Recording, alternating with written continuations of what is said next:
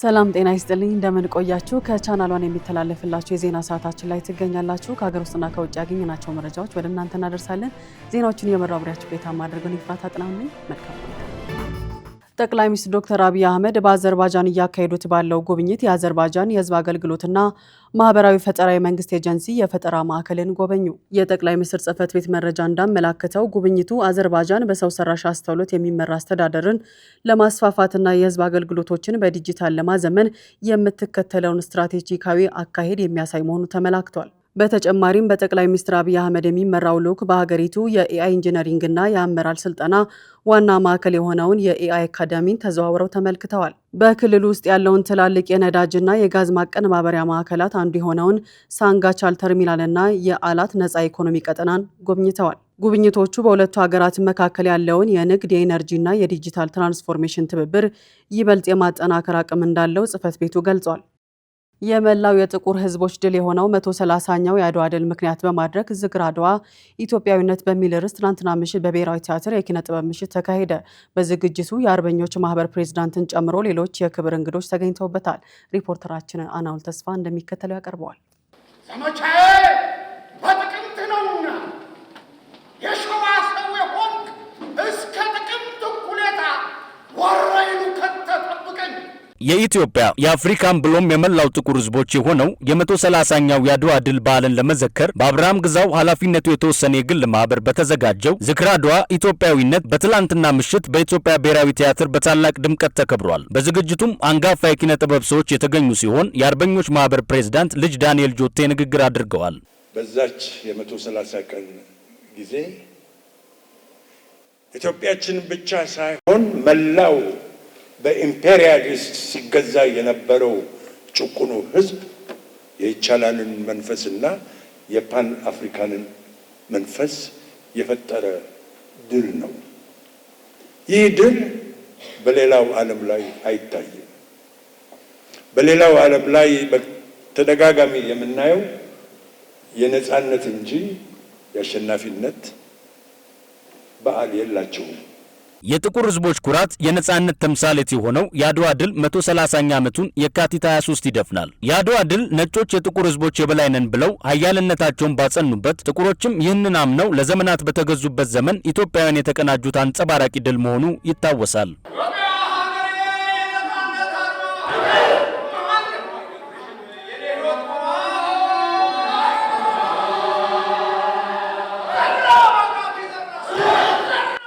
ክሪፕቶ ከረንሲን በብር መገበያየት በጥብቅ የተከለከለ መሆኑን ብሔራዊ ባንክ አሳሰበ። የኢትዮጵያ ብሔራዊ ባንክ በተለያዩ የዲጂታል የንግድ መድረኮች አማካኝነት በብር የሚከናወኑ የሰው ለሰው የገንዘብ ዝውውሮችና የክሪፕቶ ከረንሲ ግብይቶች ህገወጥ መሆናቸውን በግልጽ ጥብቅ ማስጠንቀቂያ ሰጥቷል። ለዝርዝሩ ጸጋነሽ ተሰማ። ባንኩ ትላንት የካቲት 20 ቀን 2018 ዓ.ም ባወጣው መግለጫ በማንኛውም መድረክም ሆነ የልውውጥ ማዕከል በብር የሚደረጉ የዲጂታል ሀብት ግብይቶች ያለ ባንኩ ፍቃድ በፍጹም የተከለከሉ መሆናቸውን አስታውቋል። ይህ እገዳ ማንኛውንም በብር የሚሰላ የክሪፕቶ ከረንሲ ልውውጥን የሚያካትት መሆኑም ተገልጿል። እንደ ብሔራዊ ባንክ ማብራሪያ እነዚህ መድረኮች ለከፍተኛ የዋጋ መዋዠቅ፣ ለገንዘብ ማጭበርበርና ለውጭ ምንዛሬ ዋጋ መዛባት እጅግ ተጋላጭ ናቸው። በተጨማሪም እንደ ህገወጥ የገንዘብ ዝውውርና ሽብርተኝነትን በገንዘብ መርዳትን የመሳሰሉ የወንጀል ድርጊቶችን ለመከላከል የሚያስችሉ ስርዓቶች በእነዚህ መድረኮች ላይ ባለመኖራቸው ህብረተሰቡን ለከፍተኛ አደጋ ሊጋለጥ እንደሚችል ተጠቁሟል። በቅርቡ በዓለም አቀፍ ደረጃ አንዳንድ የፒር ቱ ፒር ወይም የሰው ለሰው መድረኮች በገጠማቸው የቴክኒክና የፋይናንስ ችግር ምክንያት ተጠቃሚዎች ገንዘባቸውን እንዳያገኙ መከልከላቸው ለዜጎች እንደ ትልቅ ማስጠንቀቂያ ተጠቅሷል። ባንኩ በአሁኑ ወቅት ደህንነቱ የተጠበቀና ስርዓት ያለው የዲጂታል ፋይናንስ ተሳትፎ እንዲኖር የሚያስችል አጠቃላይ የቁጥጥር ማዕቀፍ ለማዘጋጀት ከዓለም አቀፍ አቻ ተቆጣጣሪዎችና ከሀገር ውስጥ ባለድርሻ አካላት ጋር እየሰራ መሆኑን ገልጿል። ይሁን እንጂ ይህ ህጋዊ ማዕቀፍ በይፋ ስራ ላይ እስኪውል ድረስ ማንኛውም በብር የሚደረግ የክሪፕቶ ዝውውር በህግ እንደሚያስጠይቅ ባንኩ በድጋሚ አረጋግጧል። ሜሪጆ ኢትዮጵያ በአዲስ አበባ አስኮ አካባቢ የገነባውን የኩላሊት እጥበት ማዕከል በይፋ አስመረቀ። ለዝርዝሩ አማሩ ገብሩ ማዕከሉ በቀን ከ30 እስከ 40 ለሚደርሱ ታማሚዎች የኩላሊት እጥበት አገልግሎት መስጠት እንደሚያስችል በምረቃው መርሃ ግብሩ ላይ ተገልጿል። ለማዕከሉ ግንባታ መንግስታዊና መንግስታዊ ያልሆኑ ድርጅቶች ድጋፍ ማድረጋቸው የተገለጸ ሲሆን ሜሪጆ ኢትዮጵያ በሀገሪቱ የተለያዩ አካባቢዎች 20 የኩላሊት እጥበት ማዕከላትን የመገንባት እቅድ ይዞ እየሰራ መሆኑን ተጠቁሟል። የሜሪጆ ኢትዮጵያ መስራችና ዋና ስራ አስኪያጅ ሲስተር ዘቢደር ዘውዴ ላለፉት 32 ዓመታት ያገዟቸውንና ከዛ በፊትም የረዷቸውን ባለሀብቶችና ራያ ሰዎችን በስም እየጠሩ አመስግነዋል። በቀጣይም በአርባ ምንጭ፣ በደብረ ብርሃን፣ በሆሳና ከተሞች የኩላሊት እጥበት አገልግሎት እንደሚጀመር ሲስተር ዘቢደር ገልጸዋል። በአዲስ አበባ የተመረቀው የኩላሊት እጥበት ማዕከል 10 አልጋዎች ሲኖሩት በተመጣጣኝ ዋጋ አገልግሎት እንደሚሰጥም ተነግሯል። የጤና ሚኒስትሯ ዶክተር መቅደስ ዳባ በምረቃ መርሃ ግብሩ ላይ ሜሪጆ እየሰራ የቆየው ተግባር ትልቅ ማህበራዊ ችግርን የሚቀርፍ መሆኑንም አመልክተዋል። በዕለቱም ሜሪጆ ማዕከልን ለማገዝ ግለሰቦች፣ የመንግስት ኃላፊዎችና ተቋማት የክብር አባል ቅጽ የሞሉና ፊርማቸውን ያኖሩ ሲሆን ሌሎችም ተቋማት ትልቅ እገዛ ማድረግ እንዳለባቸው ተጠቁሟል። የሀገር ውስጥ አምራቾችንና የገበያ ትስስርን ለማጠናከር ያለመውና ባለፉት ቀናት በአዲስ ኢንተርናሽናል ኮንቬንሽን ሴንተር ሲካሄድ የነበረው 4ኛው ዙር የኢትዮጵያ ታምርት ንቅናቄ ኤግዚቢሽንና ባዛር ዛሬ ተጠናቀቀ። ይህ መርሃ ግብር የሀገር ውስጥ አምራቾች ምርታቸውን ያስተዋወቁበትና ሰፊ የገበያ ትስስር የፈጠሩበት ሆኖ አልፏል። በዛሬው ዕለት የማጠቃለያ ስነ ስርዓት ላይ የአዲስ አበባ ከተማ ምክትል ከንቲባና ሌሎች ከፍተኛ የስራ ኃላፊዎች በመገኘት ለላቀ አፈጻጸም ላሳዩት አምራቾችና የተለያዩ የድርጅት ባለቤቶች እውቅና ሰጥቷል። በዚህም ለተከታታይ ቀናት በአዲስ ኢንተርናሽናል ኮንቬንሽን ሴንተር ሲካሄድ የነበረው 4ኛው ዙር የኢትዮጵያ ታምርት ንቅናቄ ኤግዚቢሽንና ባዛር በዛሬው ዕለት ፍጻሜውን ማግኘቱን ሪፖርተራችን ማሌት ደመላሽ ዘግባለች። የአዲስ አበባ ፖሊስ በኮንትሮባንድ ወደ ሀገር የገቡ 958 ተንቀሳቃሽ ስልኮችን ከሁለት ተጠርጣሪዎች ጋር ያዘ። ተጠርጣሪዎቹ ተገቢውን የጉምሩክ ሂደት ያለፉና በኮንትሮባንድ ወደ ሀገር ውስጥ የገቡ የተለያየ ሞዴል ያላቸው ተንቀሳቃሽ ስልኮችን በተሽከርካሪ ጭነው ሲንቀሳቀሱ በተደረገ ድንገተኛ ፍተሻ በቁጥጥር ስር መዋላቸውን አስታውቋል። ህብረተሰቡ ህገወጥ የንግድ ተግባራት በንግድ ስርዓቱና ህጋዊ ነጋዴዎች ላይ የሚያሳድረውን አሉታዊ ተጽዕኖ በመገንዘብ መሰል የወንጀል ድርጊት ፈጻሚዎችን በመታገል ረገድ የተለመደውን ትብብሩን እንዲያደርግ የአዲስ አበባ ጠቅላይ ፖሊስ መምሪያ ጥሪውን አቅርቧል። እየተከታተላችሁ የምትገኙት ከቻናሏን የሚተላለፍላችሁ የዜና ሰዓታችን ነው። አሁን ደግሞ ከውጭ ወዳገኘናቸው መረጃዎች አልፋለሁ። እስራኤል በኢራን ላይ ጥቃት መፈጸሟን አስታወቀች። አሜሪካና እስራኤል ኢራንን ማጥቃታቸውን ጀምረዋል። የአሜሪካው ፕሬዝዳንት ዶናልድ ትራምፕ ዋና ኦፕሬሽን እየተካሄደ ነው ብለዋል። እስራኤል አስቸኳይ ጊዜ አውጃለች። የአየር ክልሏንም ዘግታለች። ለዝርዝሩ አማሩ ገብሩ። ዶናልድ ትራምፕ የእስራኤል ጥቃት ከተፈጸመ ከሰዓታት በኋላ በሰጡት መግለጫ ኢራን የኒውክሌር ጦር መሳሪያ ሊኖራት አይችልም ብለዋል። ለዚህም ነው ድብደባው በፎርዶ ናታንዝና ኤስፋሃን የተጀመረው ሲሉም አክለዋል። ትራምፕ በዚሁ መግለጫቸው እንዳሉት ኢራን የተሰጣትን እድሎች ሙሉ በሙሉ አልተቀበለችም፣ የኒውክሌር ጦር መሳሪያ ባለቤት የመሆን ፍላጎቷንም አልገታችም፣ ከዚያም አልፎ የረጅም ርቀት የሚሳኤል ጦር መሳሪያ ማበልጸጓን ቀጥላበታለች ብለዋል። ይህ ደግሞ ኢራን የአውሮፓና የአሜሪካ ሰራዊት ስጋት ነው ብለዋል።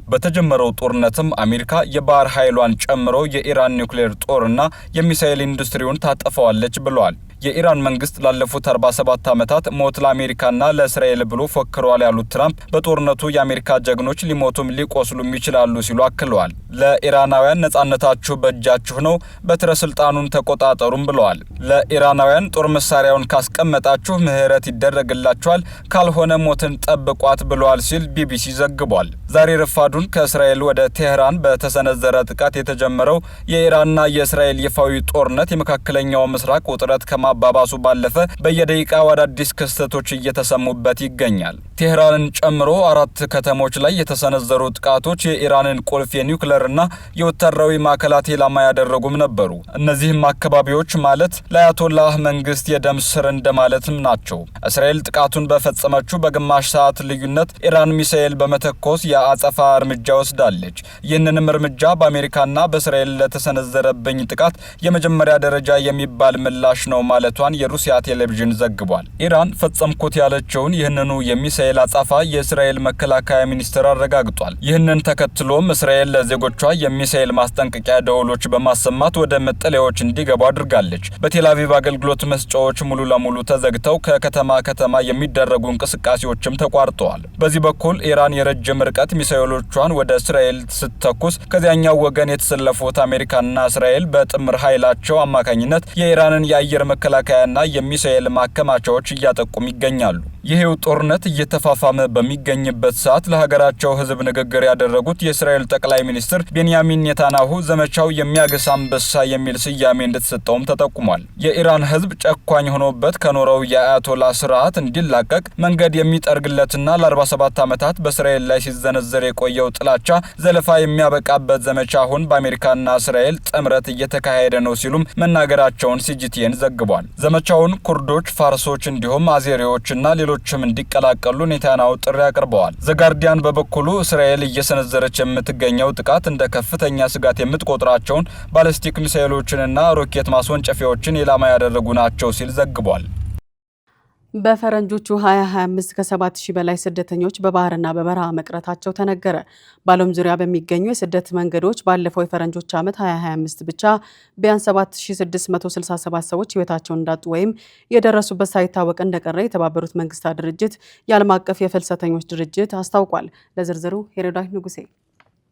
ምንም እንኳን የሟቾች ቁጥር 9200 ሰዎች ከሞቱበት ከ2024 ዓመት ጋር ሲነጻጸር መጠነኛ ቅናሽ ቢያሳይም ትክክለኛው የሟቾች ቁጥር ግን ከዚህ እጅግ ሊበልጥ እንደሚችል ድርጅቱ ገልጿል። ለዚህም በምክንያትነት የቀረበው የእርዳታ ድርጅቶች የገንዘብ ድጋፍ እየቀነሰ በመምጣቱ ብዙዎቹን አሳዛኝ ክስተቶች በሰነድ መዝግቦ መያዝ አለመቻሉ ነው። እንደ IOM ሪፖርት በሜዲትራኒያን ባህር 2200 ገደማ ሰዎች ሲሞቱ ከምዕራብ አፍሪካ ወደ ካናሪ ደሴቶች በሚወስደው አደገኛ መንገድ ደግሞ 1200 ሰዎች ሕይወታቸውን አጥተዋል። እጅግ ልብ የሚሰብረው ክስተት ደግሞ 42 አስከሬኖችን የያዙ 3 ጀልባዎች ከአፍሪካ ተነስተው አቅጣጫቸውን በመሳታቸው በአትላንቲክ ውቅያኖስ ላይ እየተንሳፈፉ እስከ ብራዚልና ካሪቢያን ደሴቶች የባህር ዳርቻ ተገኝተዋል። በእስያና ከአፍሪካ ቀንድ ወደ የመን በሚወስዱ መንገዶች ላይ ደግሞ በአብዛኛው ከአፍጋኒስታን የሚሰደዱ ሰዎችን ጨምሮ 4000 ገደማ ሰዎች ሕይወታቸው አልፏል።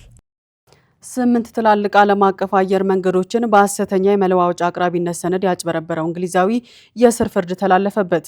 ግለሰቡ በመኖሪያ ቤቱ ጋራዥ ውስጥ ራሱን እንደ ትልቅ ኩባንያ በማቅረብ በዓለም አቀፍ ደረጃ በብዛት ጥቅም ላይ ለሚውሉት የቦይንግ 737ና ኤርባስ A320 አውሮፕላኖች ሞተሮች የሚሆኑ ሐሰተኛ መለዋወጫዎችን ሲያቀርብ ቆይቷል። ለዝርዝሩ አማሩ ገብሩ። ኤኦጄ ቴክኒክስ የተባለ የዩናይትድ ኪንግደም ኩባንያ በ38 ዓመቱ ሆሴ አሌሃንድሮ ዛሞራ ራላ በሚባል ግለሰብ የሚመራ ሲሆን በዓለም አቀፍ ደረጃ ስመጥር በሆኑ አየር መንገዶች ላይ እጅግ ረቂቅ በሆነ መልኩ የ52 ሚሊዮን ዶላር የማጭበርበር ድርጊትን ፈጽሟል።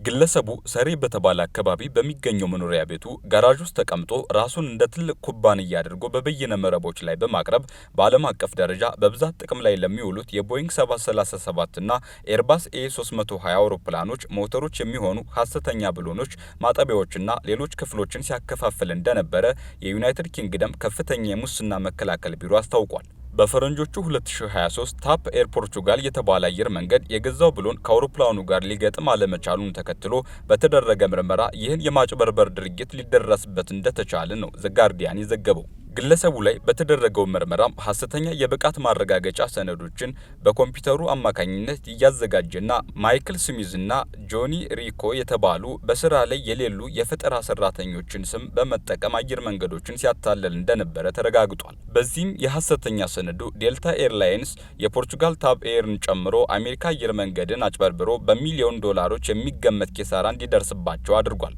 በምርመራ ሂደትም ከ60 ሺህ በላይ የአውሮፕላን ሞተር ክፍሎችን በ9.3 ሚሊዮን ዶላር ዋጋ በመሸጥ ያጭበረበረበት ሰነዶችም ቀርበዋል። ይህ ጉዳይ ይፋ መሆኑን ተከትሎ ከግለሰቡ መለዋወጫዎችን ገዝተው የነበሩ የተለያዩ አየር መንገዶች አውሮፕላኖቻቸውን በጊዜያዊነት አቁመዋል። የተጠቀሟቸው ዕቃዎች ትክክለኛ መሆናቸውንም እየመረመሩ ስለመሆኑም ታውቋል። የግለሰቡ ድርጊት በሚሊዮኖች የሚቆጠሩ መንገደኞችን ደህንነት ለመጠበቅ የወጣውን የቁጥጥር ስርዓት ሙሉ በሙሉ የሚጥስና ለከፍተኛ አደጋ የሚያጋልጥ መሆኑን የጠቀሰው የዩናይትድ ኪንግደም ፍርድ ቤት የ4 ዓመት ከ8 ወር እስራት በይኖበታል።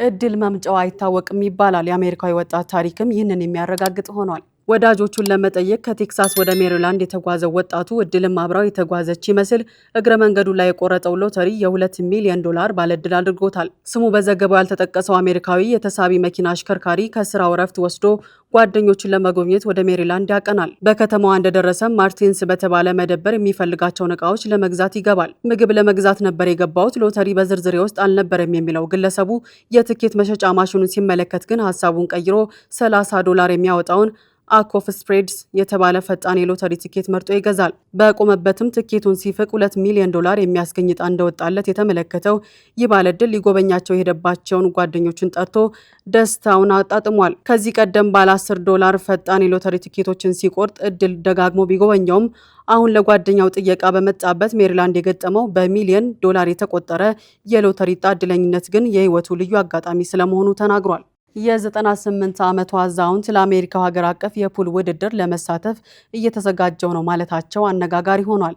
በእድሜ አንጋፋዋ የፑል ተጫዋች በሚል ስማቸው በድንቃድንቅ መዝገብ ሰፍሯል። ሊዲያ ዝናቡ ተጨማሪ አላት።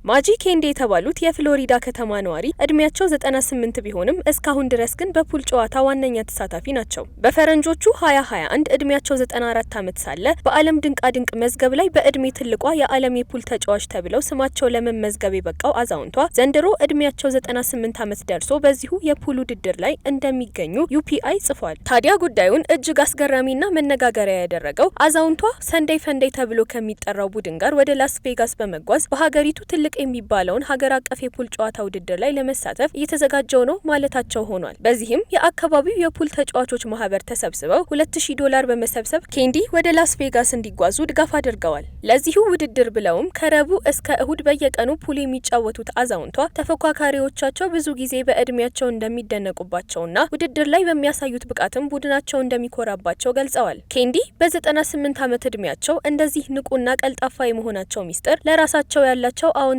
አመለካከት ከጠንካራና ስርዓትን ከሚያከብር ቤተሰብ መውጣታቸው ብሎም ቀናና ደስተኛ ሰው ሆነው መቆየታቸው ስለመሆኑ ጠቁመዋል። ውሻውን ቆሻሻ እንዲጥል ያሰለጠነው ግለሰብ በቁጥጥር ስር ዋለ። ጣሊያናዊ ግለሰብ የቆሻሻ ማስወገጃ ክፍያ ላለመክፈል ሲል ውሻው የቆሻሻ ከረጢቶችን በአፉ ተሸክሞ ባልተፈቀደ ቦታ እንዲጥል በማሰልጠኑ ከፍተኛ ቅጣት ተጥሎበታል። አናውል ተስፋ ዝርዝር አለው። የካታኒያ ማዘጋጃ ቤት ፖሊስ ባወጣው መግለጫ ብልሃት ለጥፋት ሰበብ ሊሆን አይችልም በማለት ድርጊቱን አውግዟል። የከተማዋ የአካባቢ ጥበቃ ክፍል በክትትል ካሜራ የተያዙ 2 ተንቀሳቃሽ ምስሎችን ይፋ ያደረገ ሲሆን ምስሎቹ ውሻው የቆሻሻ ከረጢቶችን መንገድ ላይ ሲጥል በግልጽ ያሳያሉ። ፖሊስ አክሎም ይህ ድርጊት ተንኮል የተሞላበት ብቻ ሳይሆን ድርብ በደል ነው፣ ምክንያቱም ከተማዋን ከመበከል ባለፈ ምንም የማያውቀውን እንስሳ ለወንጀል ተግባር መጠቀሚያ አድርጓልና የአካባቢን ንጽህና መጠበቅ የሁላችንም ግዴታ ነው ብሏል። ባለስልጣኑ የቪዲዮ ማስረጃውን ከመረመሩ በኋላ ውሻው ድርጊቱን የፈጸመው በባለቤቱ ትዕዛዝና ስልጠና መሆኑን አረጋግጧል። ምንም እንኳን ውሻው መልመዱን በምንም እንዳረጋገጡ በዝርዝር ባይገልጹም ባለቤቱ ግን የገንዘብ ቅጣት ተጥሎበታል። እንደ ጣሊያን ሕግ በህገወጥ መንገድ ቆሻሻ ሲጥሉ የተገኙ ሰዎች ከ1500 ዩሮ ወይም ከ1770 እስከ 18000 ዩሮ ወይም $21220 የሚደርስ ቅጣት ይጠብቃቸዋል። የሚገርመው ግን ህጉ ስለ ሰዎች እንጂ ስለ እንስሳት አጥፊነት የሚለው ነገር የለም። ጉግል ፎቶግራፍ አንሺዎችን ያስገረመ ምስሎችን በከፍተኛ ፍጥነትና ጥራት የሚፈጥር ናኖ ባናና 2 የተባለ አዲስ የሰው ሰራሽ አስተውሎት ሞዴል ይፋ ማድረጉን አስታወቀ። ጄሚናይ 3.1 ፍላሽ ኢሜጅ የተሰኘው ይህ ሞዴል እስከ 4000 ጥራት ያላቸው እውነተኛ ምስሎችን በሴኮንዶች ውስጥ መፍጠር የሚችል ሲሆን ከቀድሞ ሞዴል በተለየ የላቀ የስራ ፍጥነት አለው። በተለይም በአንድ ምስል ውስጥ እስከ 5 ገጽ ባህሪያትንና 14 የተለያዩ ቁሶችን ይዘታቸውን ሳይቀይሩ በጥራት ማሳየት መቻሉ ለታሪክና አገላለጽ ለከባድ ስራዎች ትዕዛዝ ተመራጭ አድርጓልም ተብሏል። ዘገባው የሮይተርስ ነው። አንዳንድ ሰዎች ምስሎችን በአእምሯቸው እንደ እውነት በግልጽነት ይመለከታሉ።